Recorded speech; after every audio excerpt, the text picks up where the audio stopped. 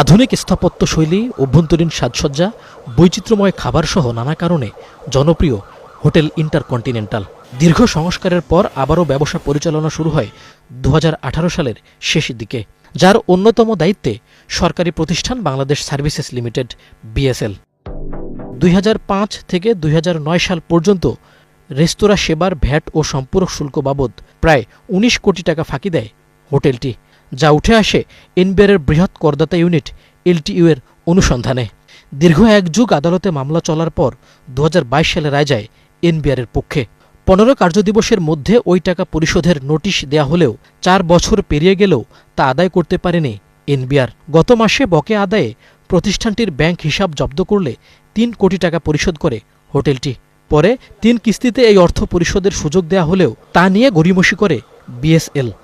বকেয়া পরিশোধ করার ব্যাপারে তাদের সচেতনতার অভাব আছে। তারা মেথোডোলজি বুঝতে পারে না, অনেক সময় তাদেরকে মিসগাইড করা হয়।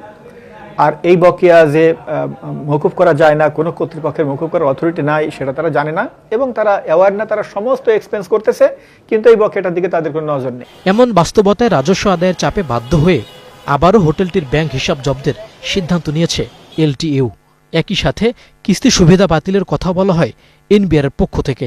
আইনে আরও অনেক পদক্ষেপ বলা আছে। বকেয়া আদায় করার জন্য আইনে খুব কঠিন কঠিন পদক্ষেপ বলা আছে। যেমন বলা আছে যে ব্যাংক অ্যাকাউন্ট ফ্রিজ করে দেওয়া যাবে, বলা আছে যার স্থাবর সম্পত্তি অস্থাবর সম্পত্তি জব্দ করে ক্রোক করে বিক্রি করে দেওয়া যাবে, বলা আছে তার পানি গ্যাস বিদ্যুৎ বন্ধ করে দেওয়ার জন্য সংশ্লিষ্ট কর্তৃপক্ষকে অনুরোধ করা যাবে, তার বেআইন অর্থাৎ ভ্যাট রেজিস্ট্রেশন সার্টিফিকেট এটা লক করে দেওয়া যাবে। এ বিষয়ে ক্যামেরার সামনে কথা বলতে রাজি হননি হোটেল ইন্টারকন্টিনেন্টাল পরিচালনার দায়িত্বে থাকা বাংলাদেশ সার্ভিসেস লিমিটেডের কোনো কর্মকর্তা। তবে লিখিত জবাবে প্রতিষ্ঠানটি জানায়, দীর্ঘদিন বন্ধ থাকায় তারল্য সংকটে তারা, তাই দেরি হচ্ছে বকেয়া পরিশোধে। মইনুল হাসান, 71, ঢাকা।